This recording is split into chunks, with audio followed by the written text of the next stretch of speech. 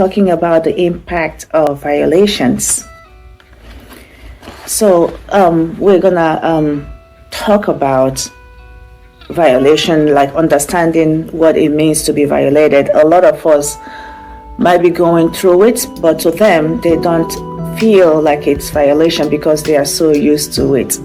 And if you look at the workbook on page 16, it actually explains that trauma leaves like a mark, not just on our emotions, but also in every aspect of our lives, in every situation. And the violations that we've been through in our lives, it can create a lot of patterns in our lives. It can create fear, it can create avoidance, it can create hypervigilance, it can create distrust. And that is what we're going to talk about today. Like I'm going to use myself as an example. After I've been through what I've been through, it created a lot of I didn't even mention shame, because violation can create shame too. And me being through what I have been through, first of all, fear was the first thing that my trauma instilled in me. And I was so scared of people around me. And then from being scared, I grew from being scared to being ashamed of what had happened to me. But my thing here is fear. I know we touched on fear the last time we were here, but fear is a liar. And fear can put you at a standstill. Fear will not let you move on. Fear will not let you think right. Fear will not let you achieve what you plan to achieve in life. And I'm still using myself as an example. I was in so much fear that I couldn't tell anyone about what had happened to me until I was way older, when it felt like, oh, this person cannot hurt me anymore. And that was when I started sharing my story. And then when I started sharing, I was still living in fear, but I started sharing because I felt like, okay, it felt like this story will help people. So if this story is going to help people, why don't I share it?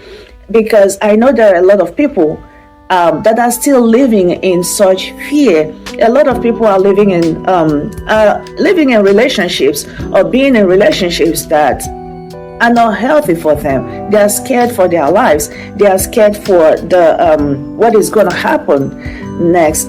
And when when we gather here, we're talking about traumas of abuses, surviving it, and stuff like that. And when I say abuses, it's not just sexual abuse. There are a lot of other abuses out there. And once the abuse starts, it's like it's like I said, it's a pattern. Everything in your life, it's all surrounded around that abuse. And it's like you go from this stage of abuse to the next stage of abuse to the next stage of abuse. It's non-stop. But you have to break that chain. You have to break that yoke and tell yourself, no, I'm not going to continue. It's not going to happen to me again.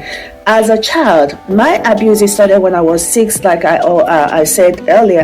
And it just progressed from there until I became an adult. Because even after I became an adult, I still felt like, I think because of the fear that has been instilled in me, every relationship that I've had, I feel like, oh, it's still the same thing, going on and on, going over that I'm having over and over again. Even when you have someone nice around you or someone that is good for you, that fear that has been instilled in you will not let you move forward with that person, because you keep putting a blockage, a bridge between you and people, because you're not able to trust people based on what you have been through. And I remember when I first, after what I've been through, the first relationship I had, I still felt like, oh my God, this is just over and over again.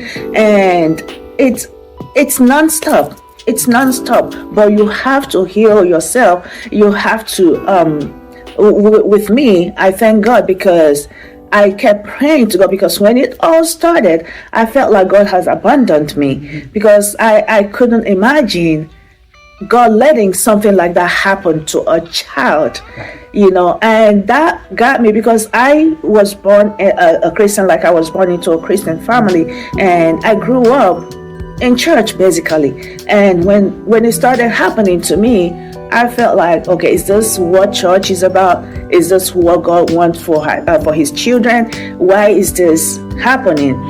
And then I had that mentality as I'm growing, and that it followed me to the point, even at my teenage years, it still felt like, okay, this is what he made me for, but that is not what God cannot. He doesn't make mistakes. And when he created us, he made us perfect. He made us in his image, and I don't think God will want anything like that to come to his children. And I feel, as a Christian, sometimes I feel like things happen to us just for us to learn from it, and for other people to learn from it as well. And one thing about my life is, whatever I'm going through, I always refer to the story in the Bible about Job and what had happened to him, and that encourages me. That makes me feel like, no, he didn't abandon me. Maybe he's just watching. He might be even doing things on the ground that I'm not seeing. And to be honest with you, I feel like he has been working on the ground without me even knowing about it, because I know a lot of people that have been through what I've been through, and they are no more.